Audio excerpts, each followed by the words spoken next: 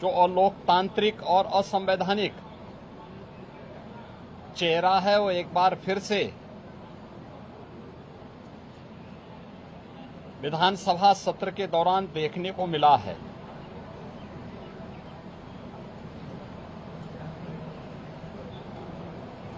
विधानसभा सत्र को हंगामे के हवाले करना,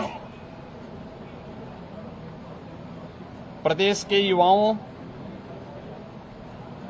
किसानों, महिलाओं और गरीबों के साथ भारी अन्याय है। मानसून सत्र में युवाओं के लिए, अन्नदाता किसानों के लिए, आधी आबादी महिलाओं के लिए और गरीबों के लिए नई स्कीम, नई योजनाएं प्रारंभ हों, युवाओं के एम्प्लॉयमेंट के लिए, उनकी स्किलिंग के लिए, अन्नदाता किसानों के लिए कोई नई योजना घोषित हो सके, गरीबों के कल्याण के लिए कुछ नए कार्यक्रम आगे बढ़ सकें और महिलाओं के सम्मान और उनके स्वावलंबन के लिए भी कुछ अतिरिक्त प्रयास आगे बढ़ें। इसके लिए हम लोग 59,000 करोड़ रुपए से अधिक की अनुपूरक बजट को भी लेकर के आए थे, जिनके लिए इन सभी मदों में धनराशि की व्यवस्था भी थी।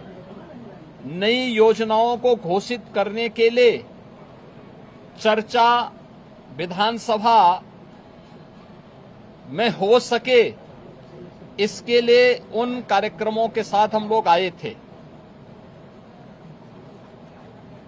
लेकिन समाजवादी पार्टी के नकारात्मक रवैये के कारण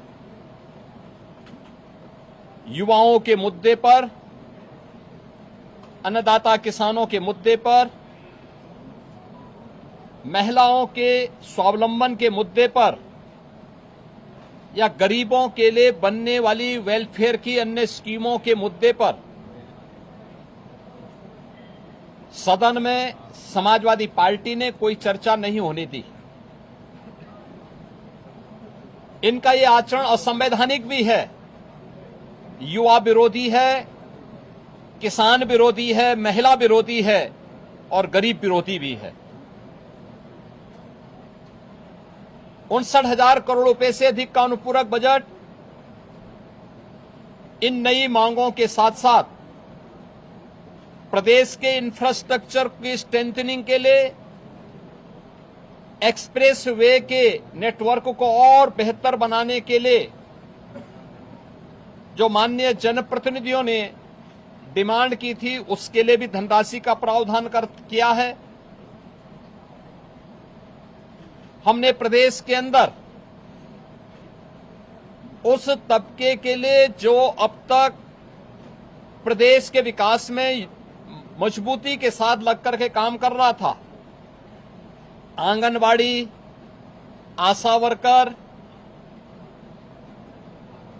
रसोइया, ग्राम चौकीदार,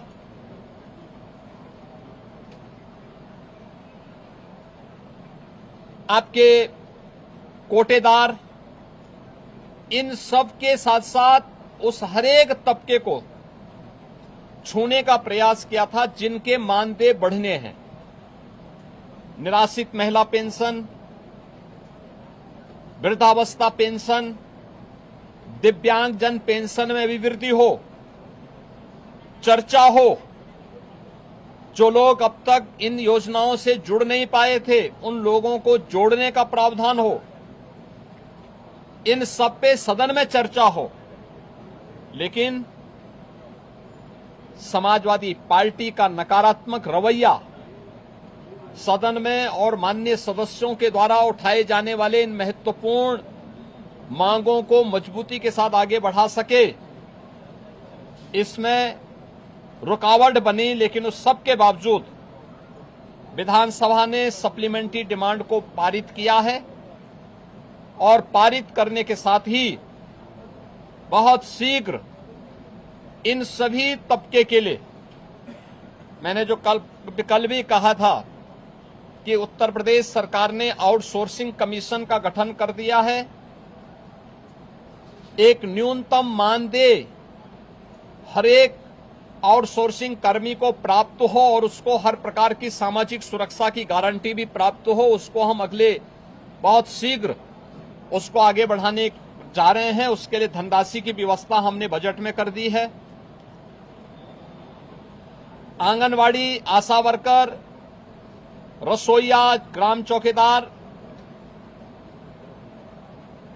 या कोठेदार, इन सब के इंसेंटिव और इनके मानदेय को बढ़ाने के लिए भी धनराशि की व्यवस्था हम लोगों ने बजट में की हुई है और उसको भी हम अब विधानसभा से बजट पारित होने के उपरांत विधान परिषद में पारित होगा। विधान परिषद से पारित होने के उपरांत फिर इस बजट को हम लोग अलग अलग कार्यक्रमों के माध्यम से उस तबके तक पहुंचाने का काम भी करेंगे। समाजवादी पार्टी का यह चरित्र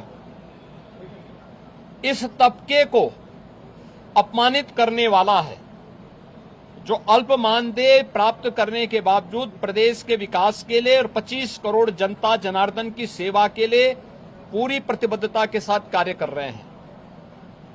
इससे पहले भी इन्होंने शिक्षा मित्रों के भविष्य के साथ खिलवाड़ किया था। हमारी सरकार ने शिक्षा मित्रों के मानदेय को 10,000 से बढ़ा करके 18,000 किया है। पहले 3,000 ये मानदेय मिलता था, हमने 3,000 से 10,000 किया, 10,000 से 18,000 किया और उन्हें 5 लाख रुपए की कैशलेस की सुविधा भी उपलब्ध करवाई।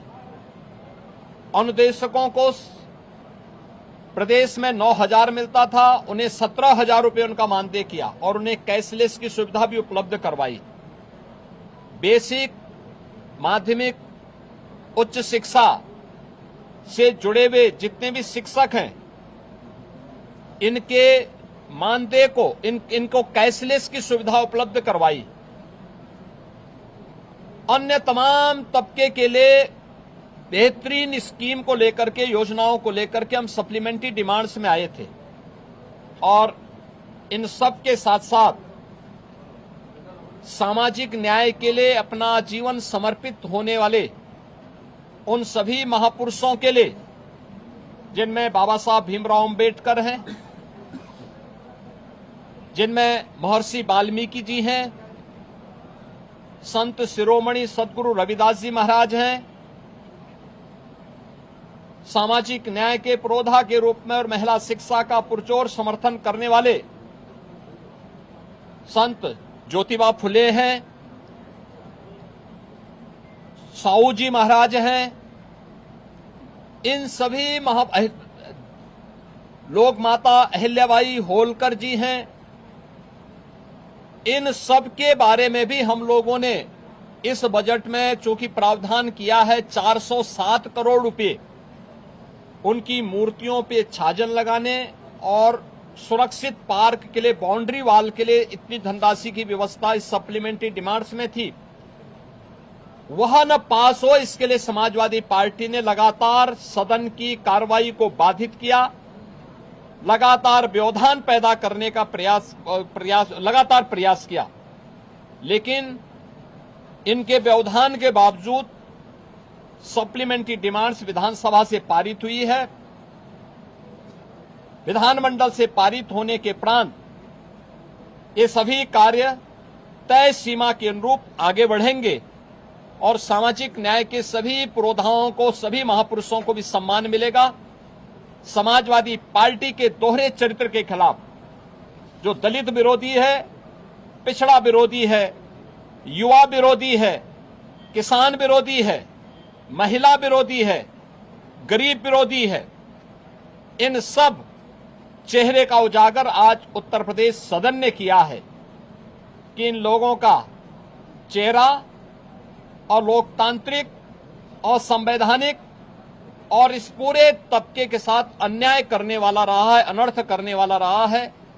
समाजवादी पार्टी के इस अलोकतांत्रिक और संवैधानिक व्यवहार को, जो शर्मनाक व्यवहार लगातार सदन में देखा गया है, हम इसकी निंदा करते हैं और प्रदेशवासियों को इस बात के लिए आश्वस्त करते हैं कि डबल इंजन की एनडीए सरकार ने पिछले 9-9.25 वर्ष के अंदर जिस प्रतिबद्धता के साथ समाज के प्रत्येक तबके के हितों के लिए कार्य किया है, उसी प्रतिबद्धता के साथ यह अभियान बिना रुके, बिना डिगे, बिना थके आगे बढ़ेगा।